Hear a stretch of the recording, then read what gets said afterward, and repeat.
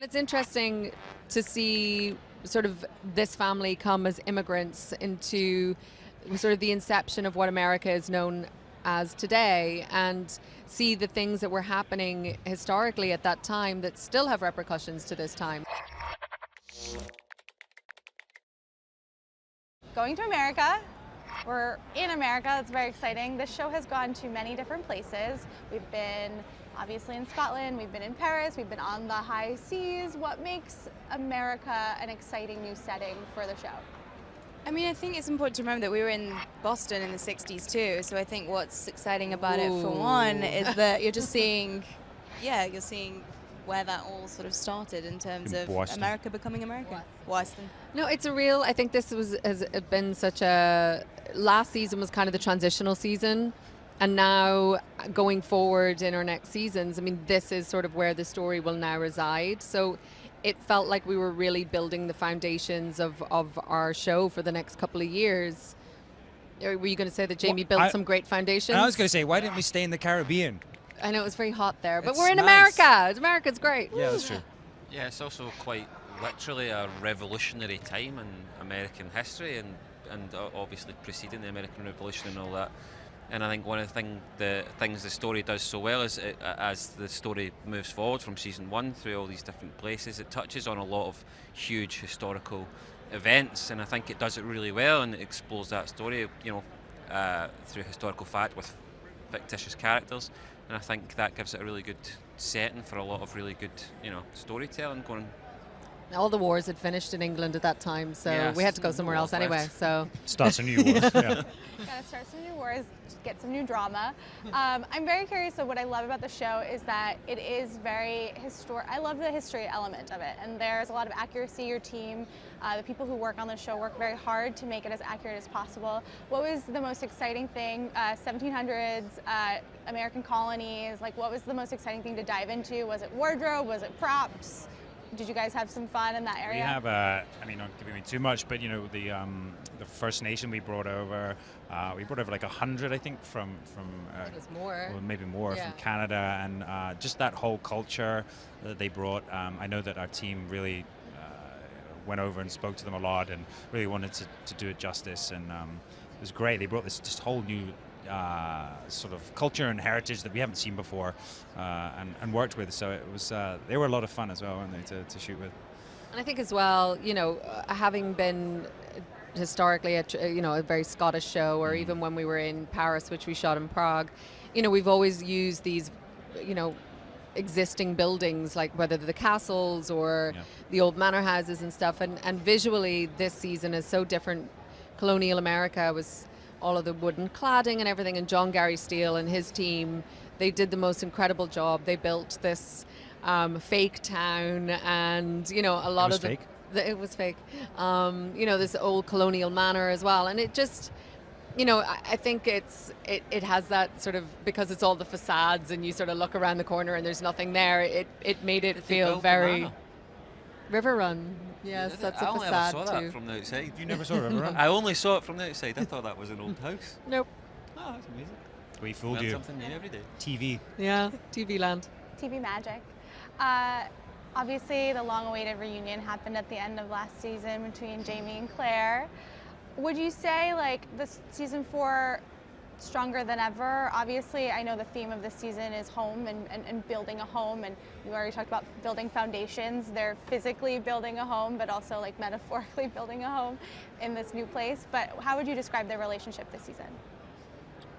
I mean, Jamie's obviously very handy with an axe. That's how you describe their relationship this season? I think he needs it to Jamie's protect handy with an axe. He needs to protect himself at all times.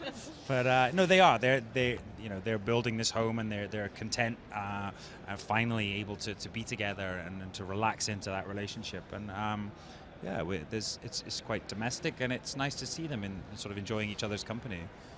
Yeah, I think, every other season they've sort of been pulled apart physically, and there's an all sort of will they, won't they element to it. And now I think we've gone past the worst thing that could happen to them, we think. So there's no real cliffhangers. Like, their relationship is so solid, and it was nice to play that kind of yeah, that content family time. They've never really got to explore that side of their relationship before, so it was nice for us to be able to do that. And it ends on that very happy note. Or does it? Or does Just it? settled and Is happy. anything ever really happy in Outlander land? No, no one's happy. Or when No. they are, 5 minutes later, no Yeah, longer. all hell breaks loose. Yeah. Speaking of, though, fast forwarding a few hundred decades, but Brianna and Roger, in the 60s still, Brianna, it was heartbreaking to watch at the end of the season, losing her mother, obviously. But would you say that those events are bringing these two characters closer together, Brianna and Roger? I think, as is always the way with Brianna and Roger, I think those events, as much as they bring them closer together, they also tear them apart in equal measures. I think they find comfort in each other in that they have been through this very unique scenario together, but at the same time, for Brianna anyway, that scenario, Roger is just a reminder of all of that, and that's something that she really does push him away for. And I think in a way she inadvertently tests their relationship too. I think she pushes him away also as a test in terms of, knowing that after seeing Frank and Claire's relationship, something that she thought was very solid, turns out it wasn't. I think Brie wants to ensure that Roger's and hers would be. So I think she does sort of just test him a little bit and see just how much he is going to kind of stick around and how real it is. Yeah, I think they're looking for something concrete in each other and in their relationship. I think Roger's kind of a bit of a lost soul at the start of season 4. He's still dealing with the loss of his father and all the rest of it. I don't think he's really sure what direction he's going in. So I think he sees Brianna. It's like going back to that thing of foundations and building a home, and I think that is what he wants. He sees Brianna as being an anchor in his life, somewhere to root him, a foundation for him, and I think that then, and they're both very strong-minded people. They both have an opinion, but unfortunately sometimes it's just the opposite opinion, which I think causes a lot of conflict between the two of them. And yeah, I think they're just looking for testing's probably a good way to describe it. Testing each other, seeing where they're headed.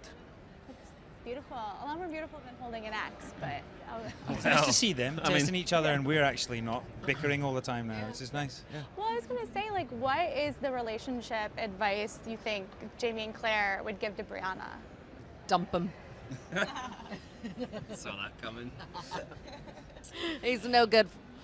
I don't know. I think they would probably say, listen to what's in your heart and follow that. That's good. That's a good answer. And do not sleep with him until you're married. And Completely agree. And